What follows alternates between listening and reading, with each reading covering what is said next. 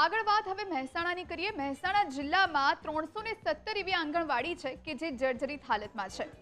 માસૂમ બાળકો જીવના જોખમે અહીં અભ્યાસ કરી રહ્યા છે। જિલ્લામાં 1920 પૈકી 317 આંગણવાડી પાસે પોતાનું મકાન નથી। 108 આંગણવાડી ભાડાના મકાનમાં ચાલે છે। 209 આંગણવાડી કેન્દ્રો અન્ય મકાનમાં કાર્યરત છે। કડી તાલુકામાં 267 માંથી 127 આંગણવાડી કેન્દ્રો ભંગાર બની ચૂક્યા છે। ખેરાલુ તાલુકામાં 17, મહેસાણામાં 23, વિસનગરમાં 24, જોટાણામાં 15, વિજાપુરમાં 22 આંગણવાડી જર્જરિત હાલતમાં છે।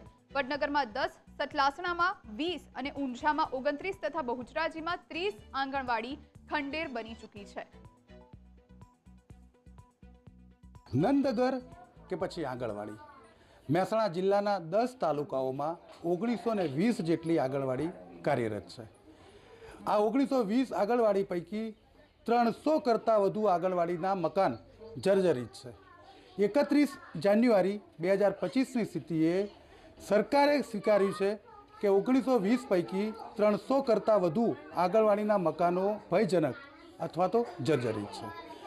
આ આંગણવાડીમાં એટલે કે નંદગરમાં નાના બાળકો અભ્યાસ કરે છે અને નાના બાળકોના માનસિક અને શારીરિક ઘડતરનું કામ આંગણવાડીમાં કરવામાં આવે છે।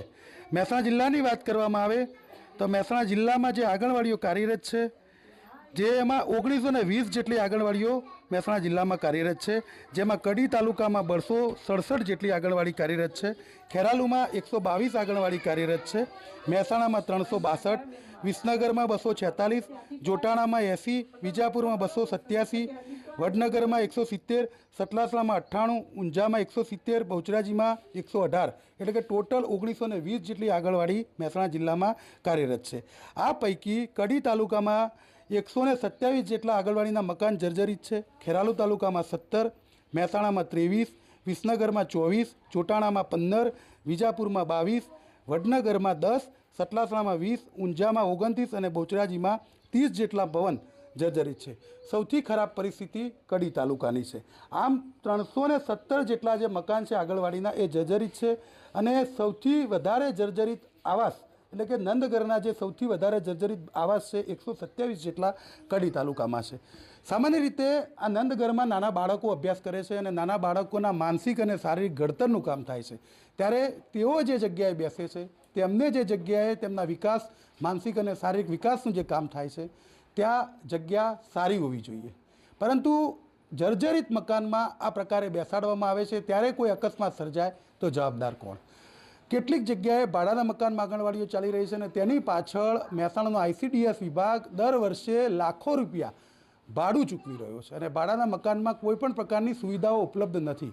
આવા સંજોગોમાં જે આંગણવાડીનો કે નંદગરનો જે ઉદ્દેશ હતો એ ઉદ્દેશ પરિપૂર્ણ નથી થઈ રહ્યો। ક્યાંક મકાન છે તો જર્જરિત હાલતમાં છે, ક્યાંક મકાન નથી તો ભાડાના મકાનમાં આંગણવાડીઓ ચાલી રહી છે અને આવા સંજોગોમાં જે ICDS વિભાગની જે બાળકોના જે વિકાસની વાત હતી એ વિકાસની વાત અધ્ધરતાલ રહી છે। હું આપને મહેસાણાના સંજયનગરનું જે આ નંદગર બતાવી રહ્યો છું।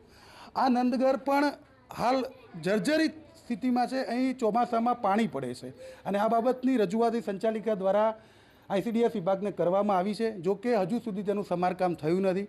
અહીં તો જો કે સ્થિતિ સારી છે, પણ સરકારે જે જર્જરિત આવાસ લીધા છે 317 જેટલા, તેની સ્થિતિ ખૂબ જ ખરાબ છે। ત્યારે આ જર્જરિત નંદગરમાં બેસતા નાના ભૂલકાઓ જ્યારે કોઈ અકસ્માતનો ભોગ બનશે તેના માટે જવાબદાર કોણ? અને આ બાબતનો જવાબ ICDS વિભાગના કોઈ પણ અધિકારી પાસે નથી। Kamlesh Raval, news capital, Mehsana.